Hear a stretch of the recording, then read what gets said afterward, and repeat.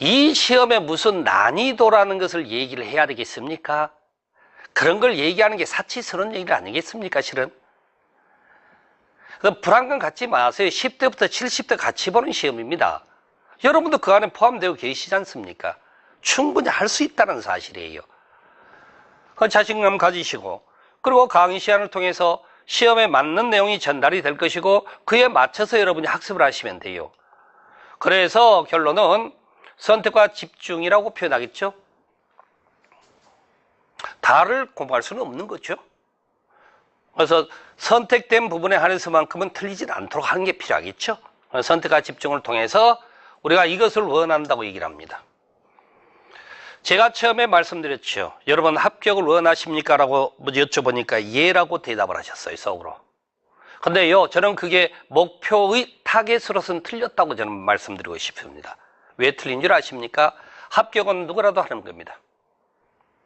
올해 안 되면은 내년에, 내년에 안 되면은 내후년에, 내후년에 안 되면 그 다음에 하시면 돼요. 버티면 언젠가 합격할 수 있습니다. 그런데 여러분이 실질적으로 원하는 건 아까 말씀드린 바대로 이것 원하신 거 아닙니까? 여기 이제 금년이라 썼던 것은 우리가 이제 이미 시험 대비용 강의가 진행돼서 그래요. 2016년 기준입니다. 2017년 수석 원하시는 거 아니라면서요. 2016년 꼴등이라도 좋으니 합격만 하자는 목적 아니겠습니까? 그러면 여러분들이 1년이라는 기간 안에 중개사 과목 6과목의 책의 내용을 여러분이 가지고 공부를 하시는데 그걸 모든 것을 다 나름대로 이해를 하고 내용을 시험 보겠다? 어불성설이라고 그러죠. 불가능하진 않아요. 근데 그게 가능하기 위해서는 주무시고 식사하는 시간 빼놓고는 매일같이 공부만 하셔야 돼. 검은 머리가 하얗게 셀 정도로. 그게 현실성이 없는 얘기인지는 여러분 스스로가 잘 알고 계시지 않습니까? 그리고 공부를 하다 보면은, 약간은 이제 슬럼프 형태가 그런 것들도 있을 수가 있어요. 근데요, 그게 왜 오느냐? 저는 그걸 말씀드리고 싶어 그래. 이것만을 생각하시더라고, 이것만을. 그런데 목표를 여기다가 한번 뒀고, 타겟을. 방점을 여기다가 좀 찍어보라고.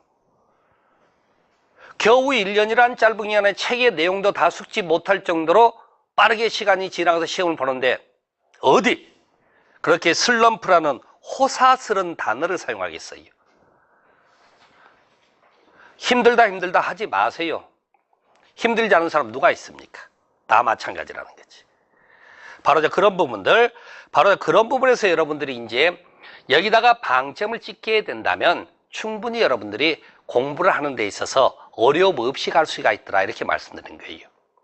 그래서 제가 지금 이제 공법이라는 과목만을 얘기하고 싶었던 게 아니고 오늘 첫 시간 여러분이 꼭 제가 오랜 경험이 있어요. 저도 시험 굉장히 많이 떨어졌어요. 떨어졌는데 시험이라는 제도는 참 그래요. 어떤 말씀이냐? 합격과 불합격은 하늘과 땅의 차이입니다. 보통 세상 살아가는 과정에 충실했다. 그러면 서로 결과가 나빠도 뭐 나름대로 만족이 있다 이렇게 얘기를 하겠죠. 물론 중개사 시험도 그럴 수는 있어요. 과정에 충실했고 최종적인 결과가 주어지지 않더라도 뭐 배웠던 것 자체가 도망가는 건 아니기 때문에 만족할 수 있을지 몰라도 아닙니다. 여러분 이 자리에서 절대 그런 생각하시면 안 돼요. 자격증 제도에서는 합격만이 모든 평가를 받을 수가 있게 되어 있습니다. 속된 말로 컨닝을 해서라도 합격하세요. 불합격에 가면은 여러분이 얼마나 성실했는지에 대한 평가는 아무것도 나오질 않습니다. 그리고 이 시험이 진정한 실력을 있는 사람들만 뽑는 시험이라면 저도 당연히 그 과정이라는 걸 저도 인정을 해드리겠습니다. 그런데 이 시험은 결코 실력자 뽑는 시험 아닙니다. 죄송스러운 얘기이지만 이건 합격이냐 불합격이냐만의 판단을 받는 것이지 내 실력이 있다 없다는 절대 평가받을 수 없는 구조예요. 그렇기 때문에 마음 독하게 잡수시고 할 수 있어요. 여러분 할 수 있는 일에 도전하시고 계시지 불가능한 일에 도전하고 계십니까? 아닙니다. 할 수 있는 일에 도전하고 계세요. 그래서 시험 끝날 때까지 여러분 마음만 스스로 통제 잘 하시고 하루하루 5분이 됐든 2시간, 10시간이 됐든 간에 충실하게 공부만 하신다면 반드시 그 결과가 여러분에게 주어질 거다. 저는 그렇게 믿고 싶습니다. 그리고 지금까지 수많은 수험생들의 시험 결과는 딱 하나, 공통적인 요소는 하나 있었어요. 그게 뭔지 아십니까? 자, 사회교육과정이기 때문에 공식적인 개근상을 주는 경우는 없습니다. 그렇지만은 우리가 학교로 비유를 들어본다면 개근상 받을 수 있게끔 강의를 들으신 분은 100이면 100 합격했다는 사실입니다. 그래서 여러분도 마찬가지로 강의가 시작되어 있으니 끝까지 여러분들이 뭔가 강의에 매진만 해주신다면 충분히 여러분들이 1년이란 기간, 비록 짧은 기간이지만 여러분들이 새로운 자격증을 취득할 만큼의 충분한 여유 시간이다. 충분한 시간이 된다라고 저는 그렇게 생각해 보고 싶습니다.